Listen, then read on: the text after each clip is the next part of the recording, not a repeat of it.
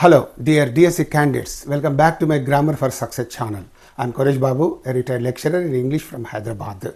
In today's video, I am going to teach you the poem The Schoolboy, written by William Blake. And this poem is going to be very important for your DSC examination. And therefore, I request all of you to listen to this poem very carefully till the end without skipping it in the middle. And I also request all of you to consider subscribing to my channel and also sharing this video with all your friends that are going to take the DSC examination very shortly. Thank you so much. Now let's get into the video. The Schoolboy, written by William Blake. I have already told you that this is a very important poem. One or two bits may be given from this poem also. Therefore, I request all of you to pay a very good attention to this. And before I teach you this poem, I would like to talk to you a few things about the poet William Blake and also about the poem The Schoolboy. But first of all, I would like to talk to you about this William Blake. Okay, and that's why about the poet. What is about the poet means? This poet William Blake was born on the 28th November 1757 in Soho, London. So he was a British poet, English poet, you know that well. He was a celebrated English poet, a painter and a print maker also. Okay, and he was regarded as one of the most influential figures of English literature and art. Though during his lifetime his works were not recognized properly, after his death his works were largely recognized because of their visionary quality and musical themes. Okay, and about this poet now, to tell you very briefly, he composed so many poems in his lifetime, and all those poems were brought into two anthologies or two books, two volumes. One is called Songs of Innocence and Songs of Experience. So there are so many points about this great poet, and we are going to learn all of them on this slide. And about this poem, The Schoolboy, is very interesting. And in this poem, he tells you about the oppressive school routine, and he also tells us about the sorrow and grief the little children experience while going to school at their early age instead of enjoying their time outside. Okay, so nowadays what is happening, little children are being sent to school forcibly because the parents want to do work at home, because you know this mother goes to some office and father goes to some office, and the children in the house don't have the parental supervision, and therefore what the parents are doing now is they are sending their children, little children, to, we can say, schools. Of course, in the school, what happens, if it is a preschool, it is well and good, but if it is a general school, you know, then the children have to do homework, they have to work hard, they have to memorize so many things. So the school routine will be an oppressive thing or a painful thing for the little kids. So that's why he is condemning that kind of atmosphere for the children who are supposed to enjoy their childhood. So that is what the poet tells you in this beautiful poem. And here I cannot tell you all these points about the poem and about the poet orally, because many points are there. I would like to give all of them on this board, and I would like to explain all about them in detail. Okay, and now let's get into the video one by one. Let us look at the points.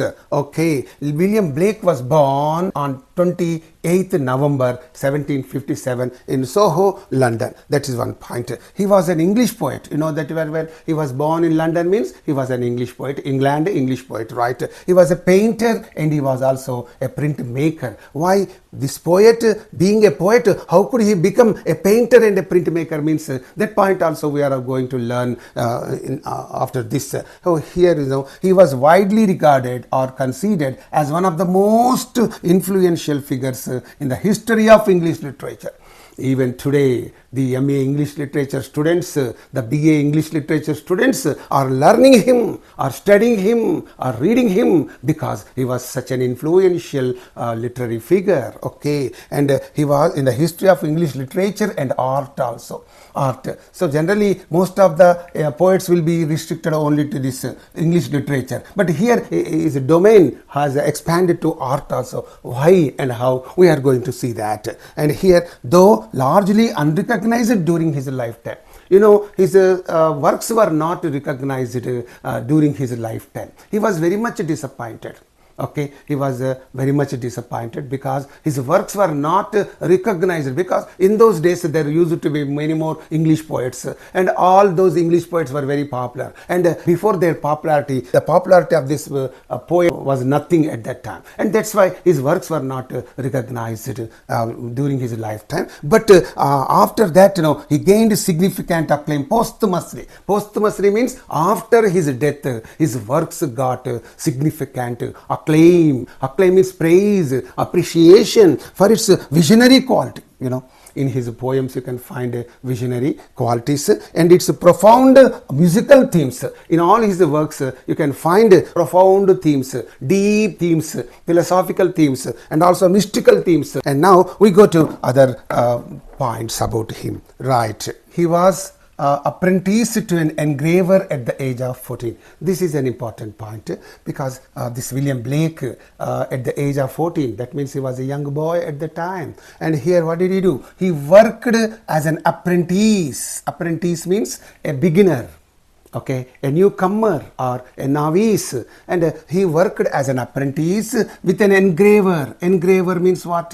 One who cuts figures, letters, designs on stone or on iron plates or silver plates or so paper or whatever it is. The composer of letters, okay, the composer of figures, all that person is called an engraver. So he joined as an assistant at this engraver, and at the age of 14, and which provided him with the skills that would become crucial in his later work as an artist and printmaker. Since he worked under this engraver, he could learn all that work of engraving. He could become an artist and a printmaker afterwards because he worked under this engraver even at the age of 14. This point you have to understand. And you go to the next point, that is, you know, as a poet, his most famous collections include what? Here you pay attention. Songs of Innocence. This was published in 1789, and next Songs of Experience, this was published in 1794. So these two books are very, very important. In each of these volumes you can find a large number of poems. Okay, you know, our present poem has been taken from this Songs of Experience that was published in 1794. And you go to the next point.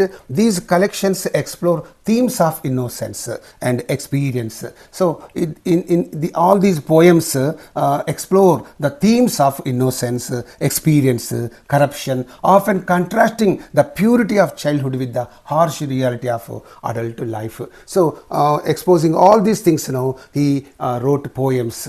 In all these poems you can find innocence, you can find experience, you can find corruption. So these were the themes of the poems, and here he contrasts the pure childhood life with the harsh adult life. So that is what he does in all these poems. Now you go to learn other points.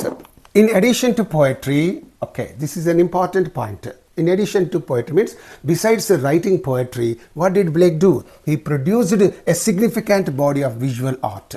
Visual art means pictures and all that. Okay, pictures, including illustrations for his own works as well as for those of other authors. He produced illustrations with pictures. Illustrations means illustrations with pictures, not only for his works but also for others' works, including what is that, Dante's Divine Comedy and Milton's Paradise Lost. He used to draw pictures, the visual, that means imagery. Wherever he comes across a beautiful imagery, he would draw that picture, and the people who are reading that Paradise Lost or some poem, they would look at this picture and they would understand the whole episode. So like that, you know, visual art, that is called. Okay, after visualizing some scene in the works, literary works, he would draw some pictures. That is called visual art. So that he did, not only for his works, but also for the works of Dante's Divine Comedy and Milton's Paradise Lost. That point is there. You go to other points here. His unique technique of combining text and images. So one side text, on the other side images or pictures. Okay, known as illuminated printing. This is called text with images is called illuminated printing. Okay, and allowed him to fully integrate poetic and artistic visions. So poetic vision and artistic vision, these two visions were combined in his works. That is, he integrated both of them. He combined both of them, poetic vision and artistic vision. Now let's move on to learn the next point. His works have inspired a diverse array of later writers and poets and musicians. And with his works, what happened? Many artists, many poets, many musicians were influenced. That means his works influenced many poets, many artists, many musicians. That is the point. That is the greatness of his poetry, right? And now we go to other important points about the poets. And in the 20th and 21st centuries, his contributions to both literature and visual art, very well, visual art means drawing pictures, okay, that is there. And literature, very well. And these both have been increasingly recognized and celebrated. This point you have to understand. In the 20th century, he was born in the 18th century, 1757 means 18th century. But after 1 century, that is in the 20th century and in the 21st centuries, in these two centuries, then his greatness of his literature and greatness of his visual art were recognized, were celebrated, cementing his status as a pivotal figure in the Romantic era and beyond. So he was then regarded as the best poet in the Romantic era. When he was alive, during his lifetime, his works were not recognized.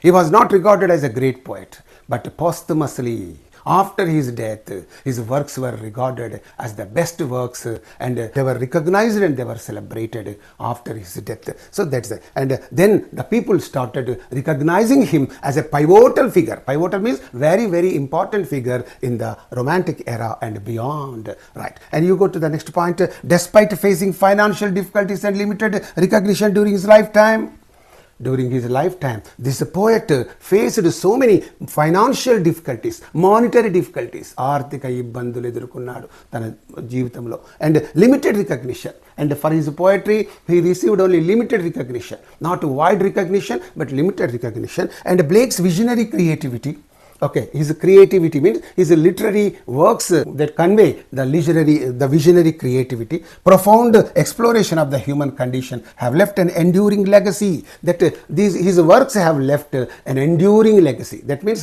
a permanent legacy. And even today, the BA literature students, the MA literature students are studying this William Blake in their syllabus. Okay, that's the greatness of a poet. Okay, and here earning him a place among the greats of English. He was recognized as one of the greats. Greats means great people of England and literature. That point is there. You go to the next point. And now about the poem. So far you have learnt about the poet. Very important things. Please have a look at all those important points and keep them in your mind, because when you are going to learn the poem written by some particular person, you should know first of all about that great person, great poet. That's very important. So far you have learnt about that William Blake, who has written the poem, The Schoolboy, and now you are going to learn a few things about the poem. What are they? The Schoolboy, a poem by William Blake, included in his collection Songs of Experience. I have already told you that this poem has been taken from his second book, that is Songs of Experience, right? And here it was published in 1794. This point also I made clear a little ago, right? And here it presents, it means the poem presents the perspective of young schoolboy, the views of young schoolboy, the feelings of a young schoolboy, the emotions of a young schoolboy who feels the constraints the obstacles, the restrictions of formal education. Formal education is very tough. When I was a little kid, I was rather forced to go to school. I don't want to go to school because in the school, one period after another period like that, I was forced to sit in the class, and that I did not like in that childhood. Not only myself, every child doesn't like to sit in the classroom for a long time, because every child wants to go out and play in the open air, in the open place, in the open ground. So that is the feeling of the little kids. But here what is happening, they are rather forced to go to school, because that is the formal education. Formal education system is very bad, and so that's why he feels constraints, obstacles, hindrances of formal education. They don't like this formal education. And here you see, this poem conveys the schoolboy's sorrow. In this poem, the schoolboy is expressing his sorrow about the loss of childhood days. Hey, what is the school system? We are losing our joys, our delights, our happy things. And here, due to the rigid, oppressive school system, you should go to school at 8:30 or 9 o'clock, and you should come back home at 5 o'clock or 6 o'clock. What is this? Throughout the day, you have to remain in the school campus. Okay, no games, nothing. And generally in the private schools, there will be no games at all. They will ask the children to play inside the classroom only.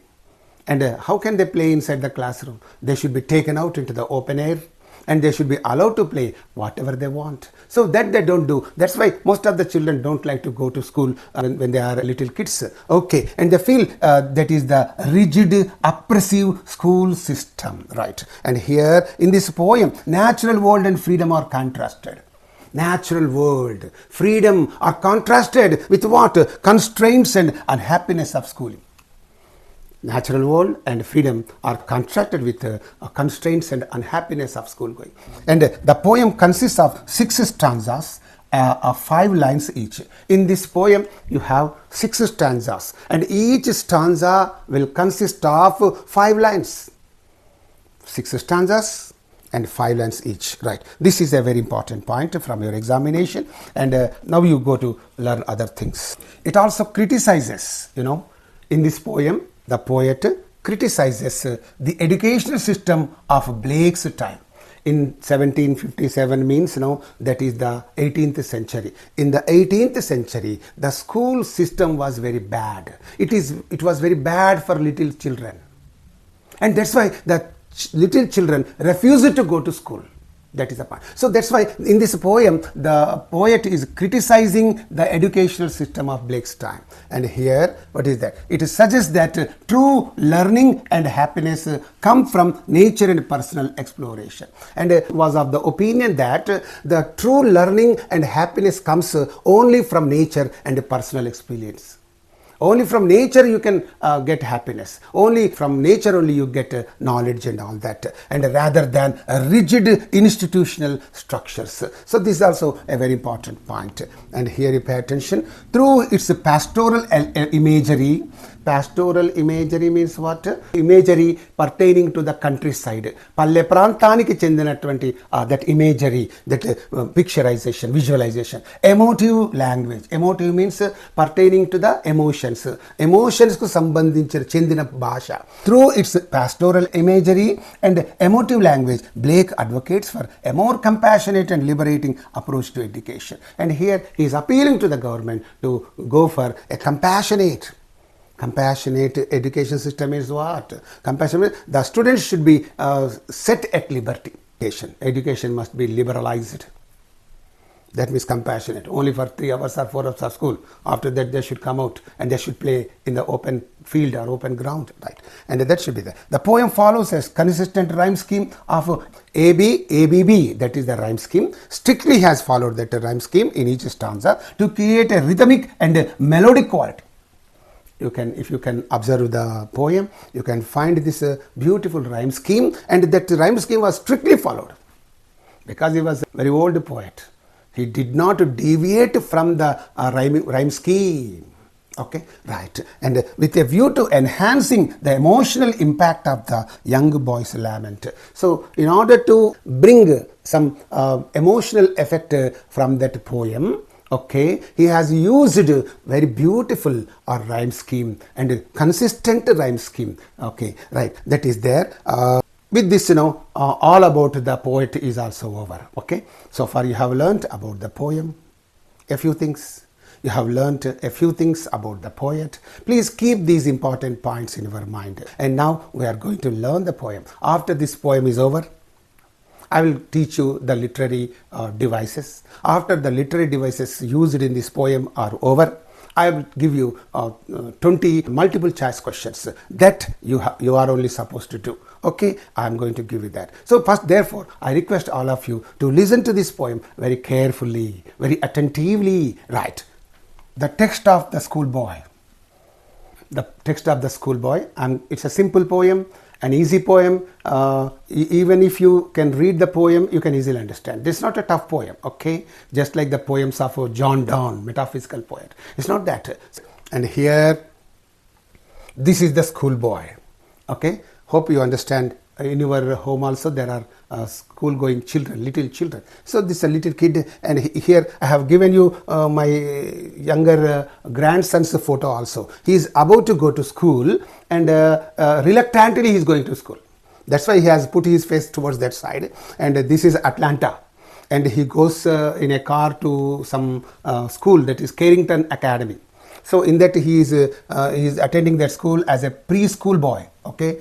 Preschool, that's a preschool, and of course other classes are also there. So he attends that preschool, and next year he is going to the main school, okay? And he is going to the school very reluctantly. This is my grandson Aro, right? And here I'll give you the text, okay? First two stanzas are given. This is the first stanza, this is the second stanza. Let me give you the meaning of these two stanzas very clearly. Please listen to it very attentively. Right. I love to rise in a summer morn, when the birds sing on every tree, the distant huntsman winds his horn, and the skylark sings with me. Oh, what a sweet company. So here you see 1, 2, 3, 4, 5. 5 lines are there in each stanza, and A, B, ABB, okay?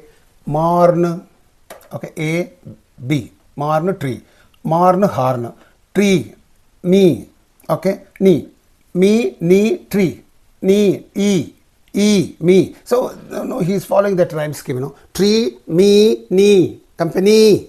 So that's why this A, B, A, B, B, that is the rhyme scheme. Okay, now let me give you the meaning of this. I love to rise in a summer morn. Don't think the poet is talking to you. The little boy himself is talking to you. Here you see, I love to rise in a summer morn. Oh, I want to get up on a summer morning. On a summer morning. How? When the birds sing, okay? When the birds sing on every tree.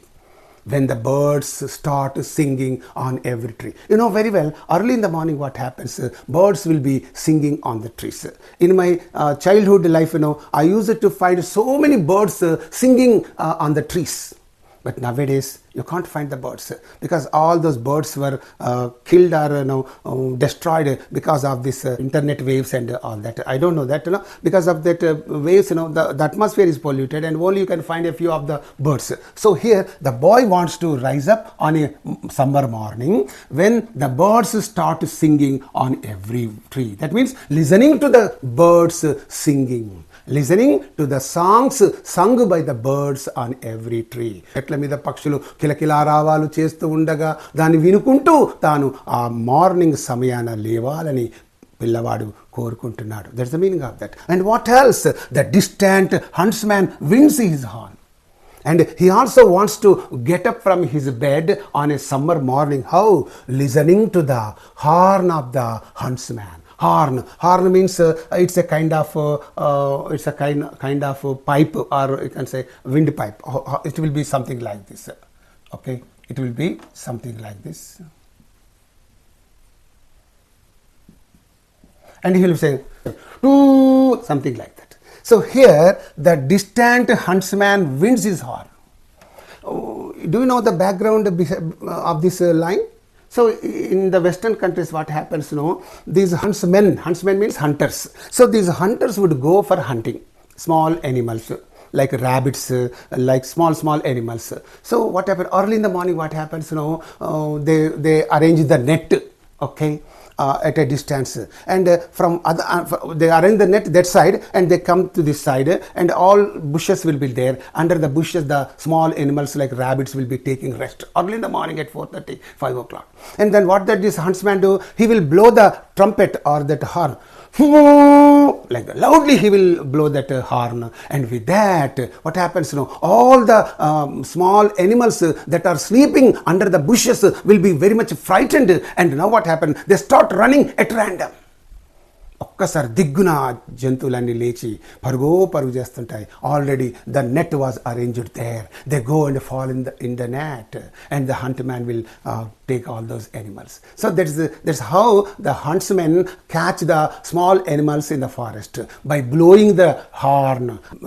Lari venkar please sound horn rashi untundi. Horn ante idi horn, pop, like peep. So here this what is that? The schoolboy wants to rise up on a summer morning. How?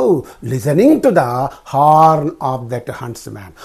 Huntsman yokka, hunter yokka horn sound vinukuntu tanu mari levalani akankshistu unnadu pillavadu, right? And you go to the next line. The skylark sings with me.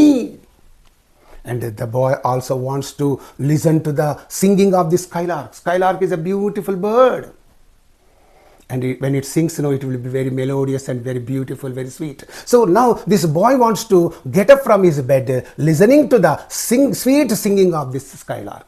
ఆ Skylark యొక్క మధురమైన గానమును వినుకుంటూ ఆ పిల్లవాడు పడక నుంచి లేవాలని అనుకుంటూ ఉన్నాడు. Then what is, oh what sweet company, oh what a wonderful company. That means the boy loves natural things. He loves the natural things. Oh what a sweet company. ఎంత మధురమైనటువంటి మరి ఇటు కలయిక, something like that. So here he loves to he loves the birds singing, he loves the huntsman horn, and he loves the skylark singing, and all these things. These are all natural things. Listening to all of them, he wants to rise up from his bed. So you have now seen the taste of this little kid. What taste ఎలా ఉందో చూశారా? మనమైతే పొద్దుగాల లేసేటప్పుడు అమ్మ తిట్లు తిడుతూ ఉంటుంటే మనం లేస్తాం. అంటే అమ్మ తిట్లు తినుకుంటూ, నాన్న తిట్లు తినుకుంటూ బెడ్ మీద నుంచి లేవడం మనకు అలవాటు అయితే, ఇగో వీడికి మాత్రం ఇవి వినుకుంటూ లేవాలని వాడికి అలవాటు. ఎంత మధురమైనటువంటి గొప్ప విషయం కదా. Right, now you go to the meaning of the second stanza. And to go to school, what is that? To go to school in a summer morn, oh it drives all joy away. You can also easily understand this little poem. Oh, if to go to school, if you ask me to go to school in a summer morning, what happens? Oh, it drives all joy away. It takes away all my happiness, all my joy. That means if he is forced to go to school, his joy will be taken away, his happiness will be taken away. బలవంతంగా తన స్కూల్కి పంపిస్తే తన ఆనందము, తన సంతోషం అంతా మరి చెదిరిపోతాయని ఆ పిల్లవాడు వాపోతూ ఉన్నాడు. And here, under a cruel eye outworn and the little ones spend the day in sighing and dismay. You see the meaning of these three lines. Under a cruel eye. In the school what happens? There will be a cruel eye. Cruel eye means a teacher who is very cruel with the children. స్కూల్లో class రూమ్లో teacher ఉంటాడు, వాడు ఎందుకంటే వీడిని నిద్రపోవాలి కదా, వీడిని అట్లా బెదిరిస్తేనే వాడు సైలెంట్గా ఉంటేనే వీడు కాస్తంతసేపు కునుకు తీయవచ్చు. అది మన దగ్గర ఉన్న సీన్ అట్లా ఉంటుంది. పిల్లల్ని బెదిరించి లేకుంటే ఒక మానిటర్ని పెడతారు, అరే నువ్వు దూరం వాళ్ళు ఎవరైనా గోడ చేస్తాను పేరు చెప్పి కొడతా అంటాడు, అనగా వాడు సైలెంట్గా ఉంటారు, ఇక వీడు గురుక కొట్టి నిద్రపోతూ ఉంటాడు. This is what actually happens in our schools. But here that's why the boy says under a cruel eye outworn. Outworn means very old teacher. అరిగిపోయిన టీచర్ అంటే ముసలివాడైనటువంటి, అంటే వయసు మళ్ళినటువంటి. What does you know about the joys and delights of the little children? పిల్లల యొక్క సంతోషాలు ఆనందాలు వాడికేం తెలిసి ఉంటుంది. So what happens under a cruel eye outworn, under an old teacher who is cruel, who is very merciless, who is unkind, దయలేని క్రూరమైనటువంటి ఆ ముసలి టీచర్ దగ్గర the little ones spend the day. The children, little one means all the little kids will spend the day, how? In sighing and dismay. That means in sighing means, oh, in giving a sigh, ఇంకా time అయితే లేదు. All the children will be saying with disappointment. ఇంకా time అయితే లేదు, బయటికి వెళ్ళిపోయే time అవుతలేదని నిరాశతో నిట్టూర్పులు విడుస్తూ ఉంటారట ఇగో క్లాస్ రూమ్లో. ఇది కథ. Therefore, the little kid says, I don't want to go to school on a summer morning. Because in the Western countries, summer time will be very pleasant for them. Throughout the year, it will be very unpleasant. The children cannot go out. Idi katha actual ga. Endukante during the winter season, you cannot go out. During the rainy season, you cannot go out. Only during the summer season, the children can go out and play because there will be sunny weather, very warm weather, good weather. Okay, so that's why so they want to enjoy that summer time. But even during the summer season also, they are being sent to school forcibly. That is the bad thing for these little children. Okay, and here that's why this is the meaning of the second stanza. First stanza meaning is over, second stanza meaning is over. Now we go to learn the meaning of the other stanzas. Second stanza, third stanza, and here I have given my younger grandson's picture also. After returning home, how he is smiling. While going to school, he was very unhappy, he was very sad and all that. He turned his face towards that side. But now, after coming back from school, he is very smiling, he is very happy. Okay, that is the nature of the little kids. Inta chinna pillagani pettukoni po saduvu em chadamantavu.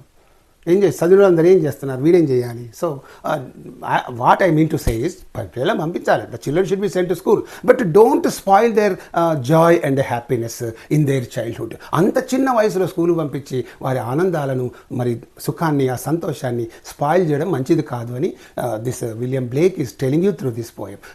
My opinion is also like that. So here this boy while going to school feels very unhappy. While coming back, he feels very happy. So how he is very happy? Okay, and here third stanza. Then at times I drooping sit and spend many an anxious hour. And then at times is sometimes. The little schoolboy is saying, okay, what is he saying? Sir, sometimes I drooping sit in the class. Drooping means feeling very sad. చాలా విచారంతో నేను క్లాస్లో కూర్చుంటాను. I drooping SIT. I sit in the class feeling very sad. That's the meaning. Okay, and spend many anxious hours. And he will spend many anxious hours. Anxious hours means disturbed hours. Because yesterday the teacher taught the kid some poem. And that poem is to be recited in the class today. But he has not learned the poem. How will it be? చిన్నప్పుడు నేను 10th క్లాస్లో ఉన్నప్పుడు కూడా బాబాయ్ school class అని mathematics class అనగానే చచ్చి ఊరుకునేవాళ్ళు. Trapezium, సమలంబ చతుర్భుజం చెప్పు దాని లక్షణాలు. చచ్చి ఊరుకునేవాళ్ళు. దేవుడా దేవుడా దేవుడా దేవుడా అడగొద్దు అని మొక్కేవాళ్ళు. సార్ బాగా కొట్టేవాడు. ఎన్ని దెబ్బలు. అన్ని దెబ్బలు తింటేనే ఈనాడు I'm able to stand in front of you like this. అనేక సంవత్సరాలు కొన్ని వేలాది మందికి చదువు చెప్పే అవకాశాన్ని దేవుడు నాకు ఇచ్చాడు. ఈనాడు మీకు చదువు చెప్పగలుగుతున్నాను. మరి దట్ ఈస్ ఎ బ్లెస్సింగ్. ఈ చివరి దశ in my last stage of life I'm now teaching you all of you means I think it is a blessing from God. దేవుడిచ్చిన ఒక బ్లెస్సింగ్గా భావిస్తున్నాను. మరి మీరు అందరూ నన్ను వినండి, నన్ను బ్లెస్ చేయండి. ఇంకా చాలా విషయాలు మీతో చెప్పేది. ఏపీ డిఎస్సి వాళ్ళకైతే అనేక విషయాలు ఇంకా చెప్తాను. మా టీఎస్ డిఎస్సి వాళ్ళకు నేను ఎక్కువ చెప్పలేకపోతున్నాను. పాపం మా పిల్లలకి మరి టైం లేదు. అందుకే వాళ్ళ కోసం వాళ్ళ మీద కాన్సన్ట్రేట్ చేస్తూ ఈ పోయం చెప్తున్నాను. ఏపీ వాళ్ళకి 25th తర్వాత వాళ్ళ విషయాలన్నీ టేకప్ చేస్తాను. ఓకేనా? Right. And keep this point in your mind. And now you see that spend many an anxious hour. Anxious hour, disturbed hour. And here the boy says, sometimes I sit in the class, how? Feeling very sad, and spend many an anxious hour. What is that? Very many disturbed hours. Nor in my book can I take delight. The little schoolboy says, I don't take any interest in the books. I don't get any delight in the books. నాకు పుస్తకాలలో ఎలాంటి ఆనందం కనిపించడం లేదు. Nor sit in learning's bower. And learning's bower means the classroom. Learning's bower, learning అంటే that is bower means room. Learning's bower means classroom. I don't like to sit in the classroom. I don't get joy and delight, happiness, not only in the books but also in the classroom. Classroom lo కూర్చున్నా books చదివినా నాకు ఎలాంటి ఆనందం కలగదు. That's what he said. Worn through with the dreary shower. And I am worn through means, I am very much fed up with the dreary shower. Dreary shower means, dull routine activities of that school, of that class. ఏం చేస్తారు, పోగానే ఏదో ఇచ్చేసి abacus ఇచ్చి అది ఇచ్చి ఇదితో చెప్పేస్తుంటారు, routine. So worn through with the dreary shower. I'm very much fed up. Fed up means what? Yes, fed up. I'm disgusted with the old dreary, dull. Shower means here the school routine, the school activities. డల్గా ఉండే school యాక్టివిటీస్తో నేను మొత్తం పూర్తిగా fed up అయ్యాను, నిరాశ చెంది ఉన్నాను, విసిగెత్తిపోయాను. Okay, I'm vexed with the dreary shower. That is the meaning of this third stanza. You go to the meaning of the fourth stanza. How can the bird that is born for joy sit in a cage and sing? Oh, very important. How can, now the poet, little boy says, how can the bird that is meant for joy, ఆనందంగా ఉండడానికే పుట్టినటువంటి ఆ పక్షిని, if it is put in a cage, how can it sing? అలాని ఆనందంగా ఉండే పక్షిని పంజరంలో బంధిస్తే, can it be happy, can it be joyful? In much the same way, how can a child, when fears annoy, droop his tender wing? Okay, but in the same way, if a little child is sent to school forcibly, what happens? ఆనందంగా ఉండాల్సిన పక్షిని పంజరంలో పెడితే అది ఎలా ఆనందంగా ఉండగలుగుతుంది? అలాగే ఆనందంగా గడపవలసినటువంటి ఆ చైల్డ్హుడ్లో పిల్లల్ని బలవంతంగా స్కూల్ పంపిస్తే, what is that? When fears annoy, ఏ టీచర్ కొడుతుందో ఎవరేమంటారు, భయంతో పిల్లవాడు అందులో ఉంటారు. So droop is tender wing. Droop means he will feel very sad and disappointed. He will feel sad and despair. నిరాశతో విచారంగా ఉంటాడు. So it's like that. Droop is tender wing and forget his youthful spring. And he will forget all about his youthful spring means the childhood. Because the childhood must have some sweet memories. To have those sweet memories, you must have fun time during that childhood. Childhood memories నీకు ఉండాలంటే చైల్డ్హుడ్లో నువ్వు చాలా హ్యాపీగా ఉండాలి. బలవంతంగా స్కూల్కి పంపిస్తే నీకు చైల్డ్హుడ్ మెమరీస్ ఎక్కడి నుంచి వస్తాయి? నేను చైల్డ్హుడ్లో చాలా రేగి పళ్ళు ఏరుకుంటుంది పోయేవాళ్ళం. మా ఊర్లో విపరీతమైన రేగి పళ్ళు. I used to go eat some berries. రేగి పళ్ళకి పోయేవాళ్ళం. ఆ కుంకుడు చెట్టు ఒకటి లేదు, దాని మీద కోతి కొమ్మచ్చి ఆడేవాళ్ళం, ఆ చిరగోని ఆడేవాళ్ళం, వాట్ నాట్, ఆ జారుబండ ఆడేవాళ్ళం, ఆ స్లైడ్ మెమరీస్. ఒకసారి మిట్ట మధ్యాహ్నం 12:30 టైంలో అది జారుబండ ఆ రోజుల్లో ఇనుప వాడతం చేస్తారు, ఇప్పుడంతా ప్లాస్టిక్ ఉన్నట్టుగా ఏదున్నా జారుబండ. నాకు తెలియదు, ఐ వాజ్ సో లిటిల్. చిన్న నిక్కర్ వేసుకొని చిన్న చెట్టు వేసుకుని. So I just climbed up the ladder of that slide. అక్కడి నుంచి జారాను అంతే. ఇదంతా కాలిపోయింది, ఎండాకాలం కదా, భయంకరమైన వేడిగా ఉండే, మొత్తం ఇదంతా బర్న్ అయిపోయింది. అప్పుడు లెక్సన్ ఐ వెప్ట్ బిట్టర్లీ. మా అమ్మ దగ్గర ఒక లక్షణం ఏంటంటే, తప్పు చేస్తే ఫస్ట్ మమ్మల్ని కొట్టిన తర్వాతనే మాకేం ట్రీట్మెంట్, ఎందుకు పోయినాను బాగా కొట్టి. ఆ బాధ అంటే ఈ బాధ ఇంకోటి. After words she applied some burn oil and all that. అంటే ఆ మధుర స్మృతి గుర్తొస్తే అనిపిస్తుంది, హౌ ప్లెజెంట్ దోస్ డేస్ వర్. ఆ అద్భుతమైన మధురమైన ఆ రోజులు ఇక రావే. So when I remember all that childhood life now, I just feel very happy. Do you have that childhood happy experiences? మీకు అలాంటి చైల్డ్హుడ్ హ్యాపీ ఎక్స్పీరియన్సెస్ ఉన్నాయా? మరి అట్లా ఉండాలంటే you should not force your children to go to school. వాళ్ళకు కూడా కొన్ని experiences ఉండనివ్వండి. Right. And here droop his center and forget his youthful spring. And he will forget all about his youthful, that means joyful spring, joyful youth. The children are in the budding stage, they are growing stage.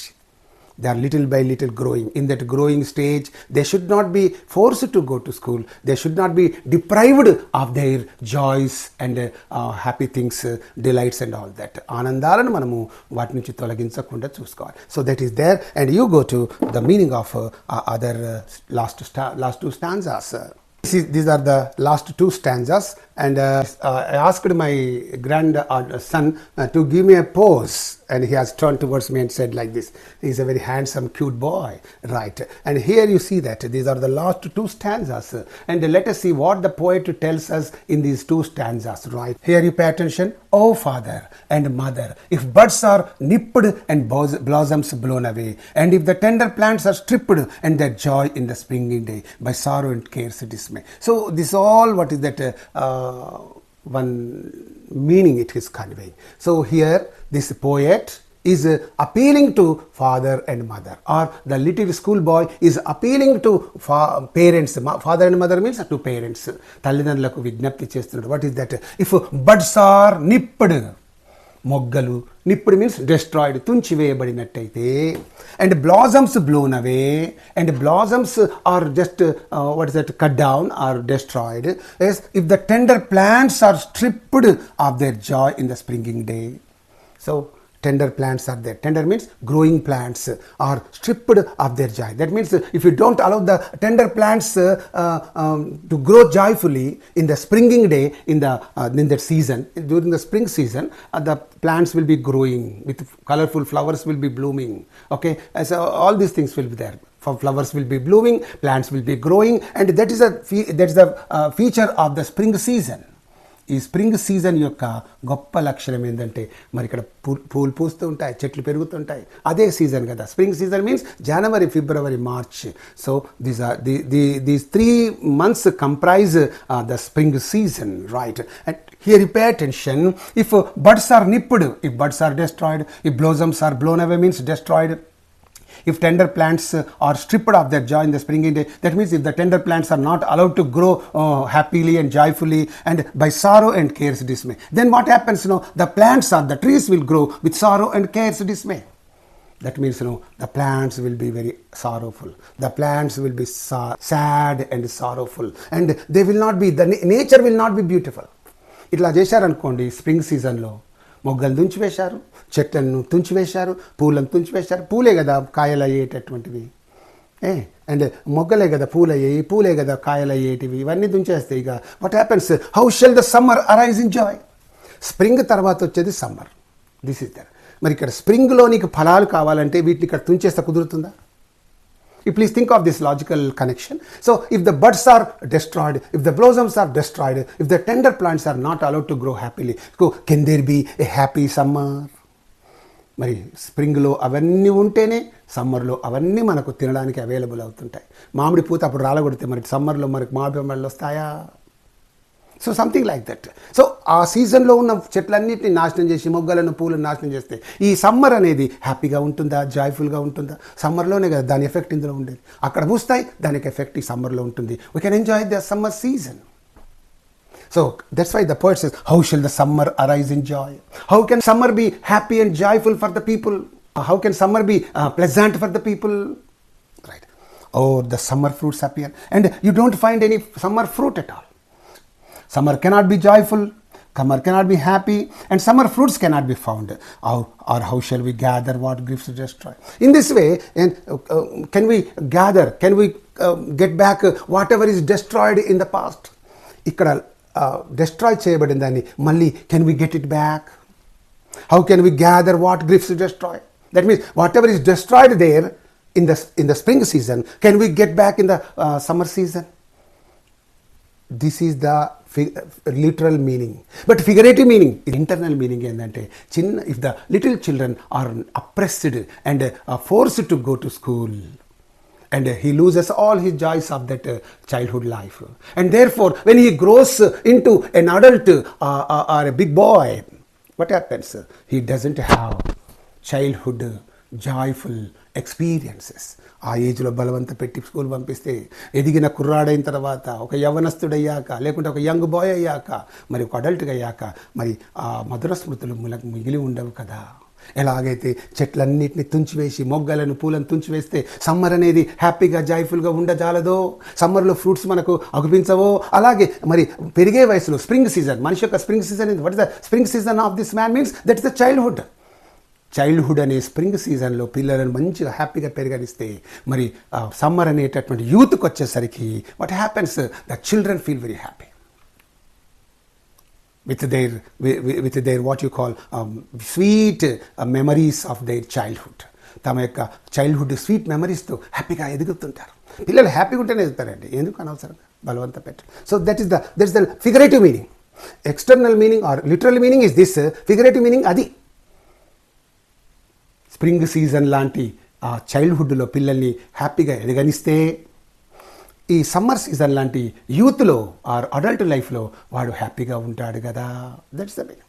అక్కడ కనుక వీటిని destroy చేస్తే summer ఎట్లాగానే హ్యాపీగా ఉందో, ఈ వయసులో పిల్లల్ని బాగా ఎదగనివ్వకుండా బలవంతం పెట్టి స్కూల్కి పంపించి అలా చేస్తే what happens in this youth of summer you will not be happy. Okay, right. And bless the mellowing year, and the people will not have, the children will not have mellowing year. That means happy youth, happy adult life, and the blasts of winter appear, and he feels very unhappy.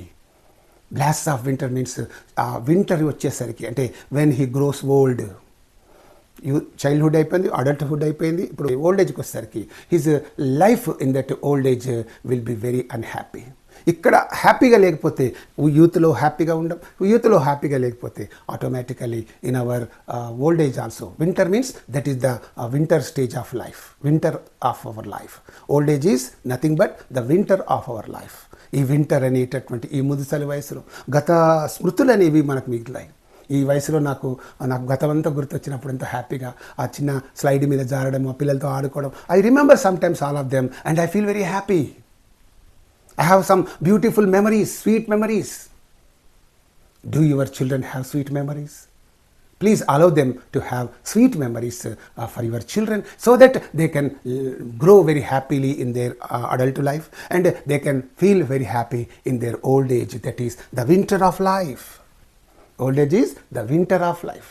So here this stanza is linked with this stanza. Now we are going to learn the literary devices that William Blake has employed in his poem to bring out some musical quality or some rhythmic quality and all that. Okay, now let us go to the literary devices. Literary devices used in William Blake's The Schoolboy. Okay, William Blake employs various literary devices to enhance its themes and convey the speaker's emotions. Okay, and here are some of the key literary devices used in the poem.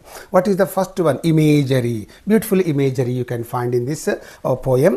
And here you see Blake uses vivid imagery to create a stark contrast between the joy of nature and the misery of the school life. So you can find joy of nature is something and misery of school life. School life is miserable and natural life is happy and joyful, right? And here you see is contrasting both of them. And here you see that when the birds sing on every tree, whenever this sentence is said, then you immediately feel thinking about that image. Okay, birds, trees, they are chirping, they are making some cacophony. Cacophony means mixed sound of the birds is called cacophony. పక్షుల కిలకిల రావాలు వినిపిస్తున్నట్టుగా, చెట్లపైన పక్షులు అలా వినిపిస్తున్నట్టుగా, immediately you can get some picture on your mental screen, right? And here the distant huntsman winds his horn. So you can immediately get some kind of horn. So how could I draw that picture and everything? It's only imagination, that's all. I don't know actually how that horn is, but I have drawn some picture. It's a visualized picture. Okay, I have, so some kind of a horn he is blowing. Okay, winding means blowing that horn. Okay, distant huntsman. So this kind of picture will immediately flash on your mental screen, right?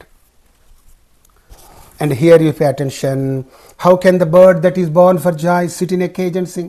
So this is yet another beautiful imagery. How can the bird that is meant for joy can sit in a cage and feel happy? ఆనందం కోసమే పుట్టినటువంటి ఆ పక్షి పంజరములో ఉండి ఎలా ఆనందంగా ఉండగలదు అన్నప్పుడు automatically you can have that picture in your mind. And it will flash on your mental screen. So these many things are there like that, you know. Such a beautiful, vivid imagery this poet has employed in this poem, right? And now we go to learn other devices. Second one, metaphor is there. Metaphor. The poem contains several metaphors, particularly comparing the child's experience to that of a caged bird. It's a direct metaphor. Metaphor means direct comparison. The schoolboy is compared with a caged bird. ఆ school boy పంజరంలోని పక్షితో డైరెక్ట్గా పోల్చబడ్డాడు. Like అనే మాట లేకుండా పోల్స్తే that is a metaphor. You know that very well.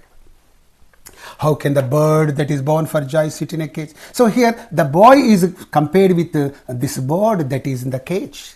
Panjaramlona pakshito polsabadad. So in this line, you can find the metaphor. Like that schoolboy is like a bird in the cage. So how can a child, when fears annoy, droop his tender wing and forget his youthful fring? That means, when a child, here in the child is compared with a youth. Okay, it's a direct comparison. Here the direct comparison. How can a child, when fears annoy, భయాలు ఆందోళనతో ఉన్నటువంటి అబ్బాయి ఈ youth లాగా ఎలా ఎదగగలడు? How can he grow like a youth or into an adult? Okay. So here this little boy is compared with an adult. So this you can find in this direct comparison, that is metaphor. You go to other literary devices. Third one is alliteration. Alliteration, everybody knows. If a consonantal sound in two or more than two words gets repeated, it is called alliteration. All of you know pretty well. Right. Blake uses alliteration to create musical quality and emphasize certain phrases. How?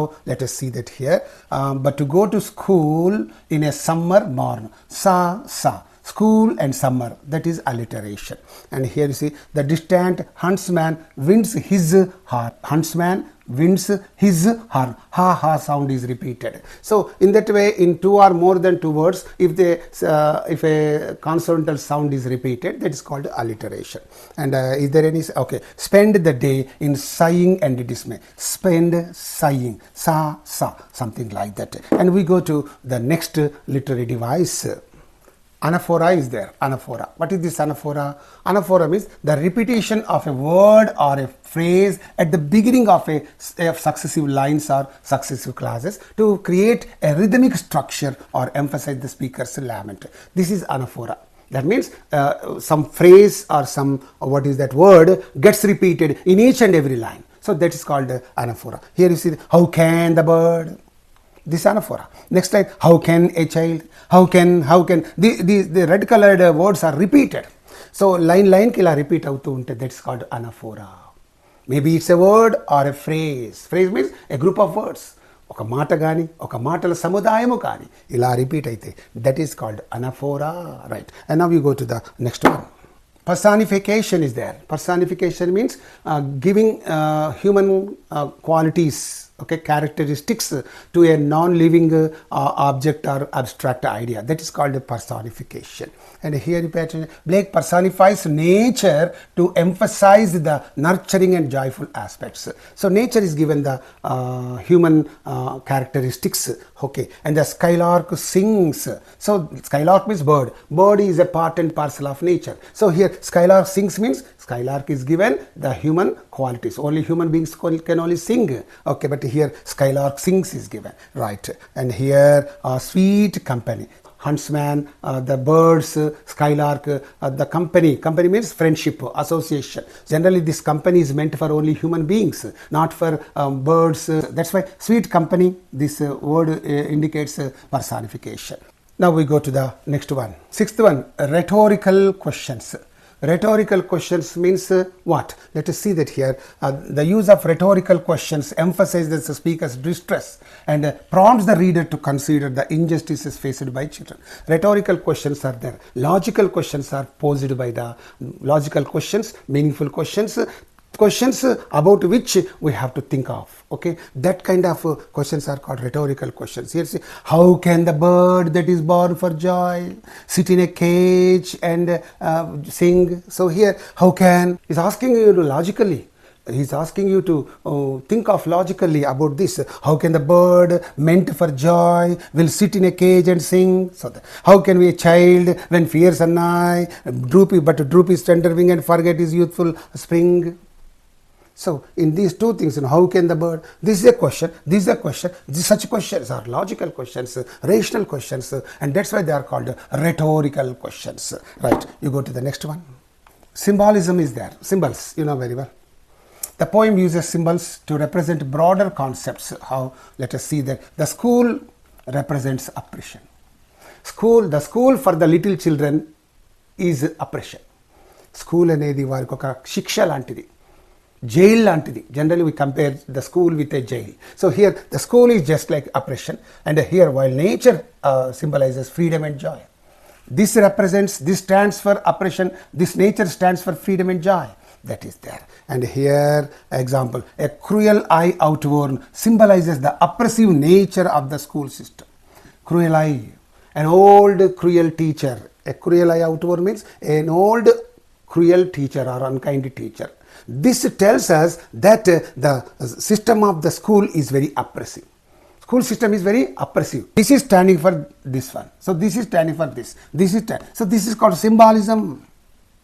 And one more, tender plants and buds. Already I have told you about this thing. Tender plants means, literal meaning is really tender plants, small plants. Buds means really buds. But here tender plants and buds means what? Yes, the little children, the growing children. So here children and their potential for growth and joy. They stand for children.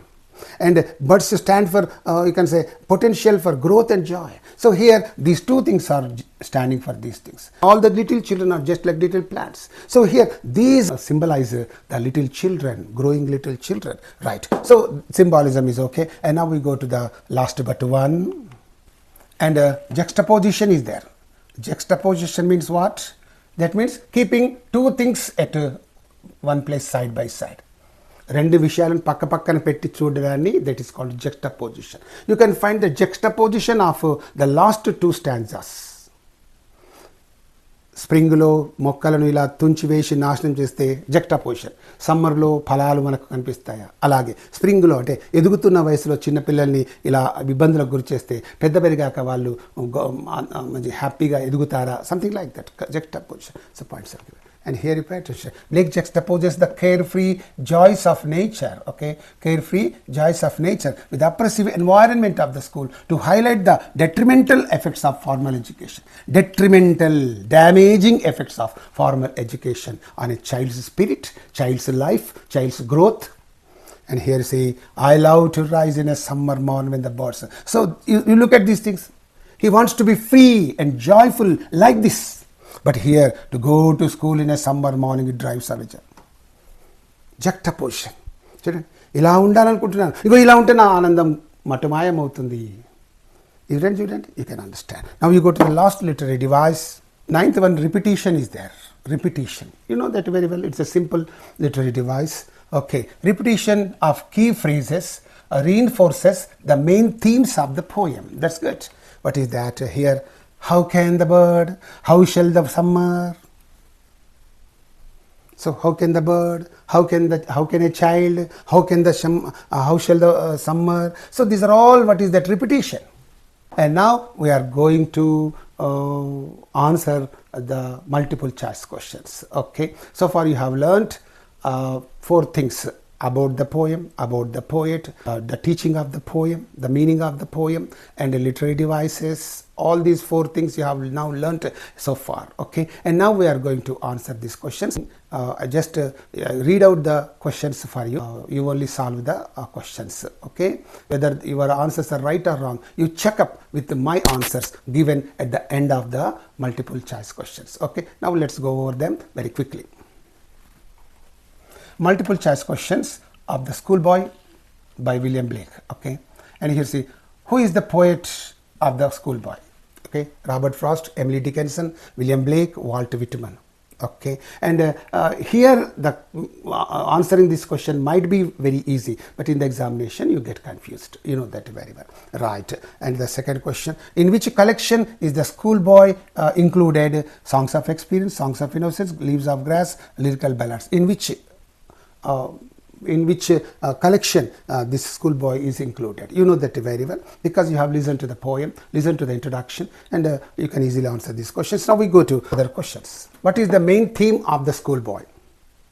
The beauty of nature, the joy of learning, the oppression of formal education, the passage of time. Okay. And here you pay attention. How does the Schoolboy feel about going to school? Excited, very happy, indifferent, oppressed, enthusiastic. So you only tell me the answer. Right.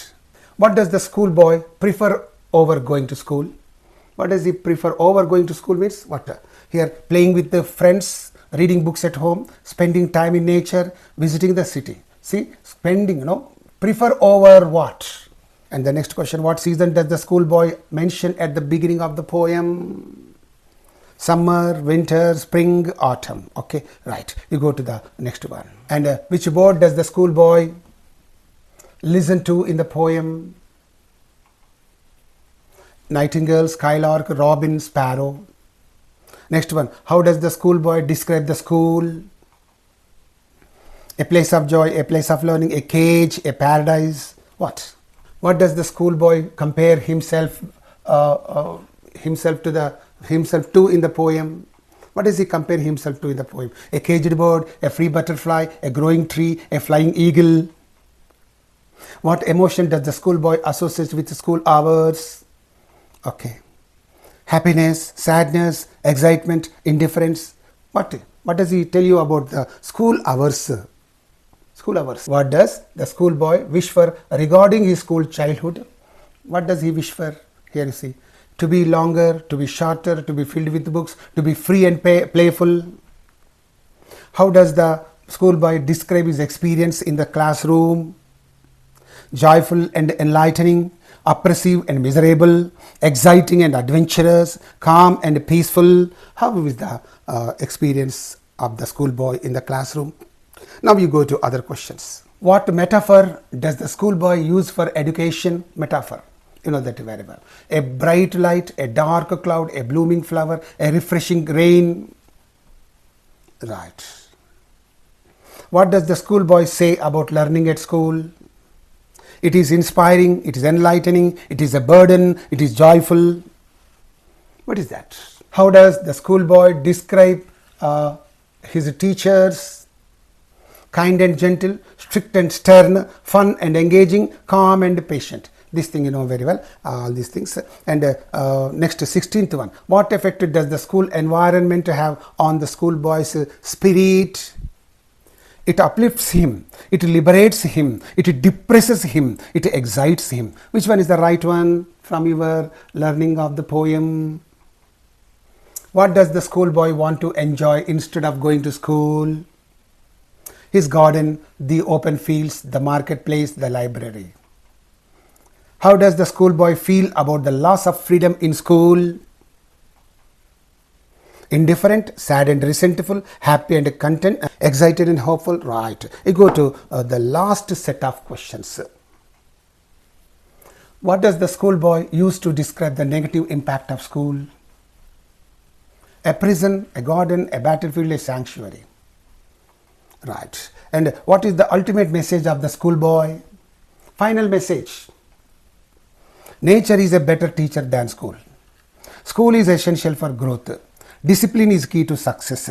Education is a joyful journey. What is the relevant one? What is the right one? What message have you learnt from this poem, The Schoolboy? Please watch this video again and again and get acquainted with all these things or learn all the things that are provided in this video. Thank you so much once again. And here answers are provided for your convenience. Here you pay attention. 1 to 10 answers are given here, and on the other side 11 to 20 answers are given. So you please check your answers with these answers. Okay. If you have still any problem, if you can't understand anything, please call me on my WhatsApp number or text me that problem. Okay. I'm ready to answer that as far as possible. So thank you so much for watching this video, and I hope you have enjoyed this poem, you have learned this poem, and now with this video comes to an end. Right. Hello dear DC candidates, thank you very much for watching this beautiful video, and with another beautiful video I shall be back to you. Until then, bye, see you all of you. Right.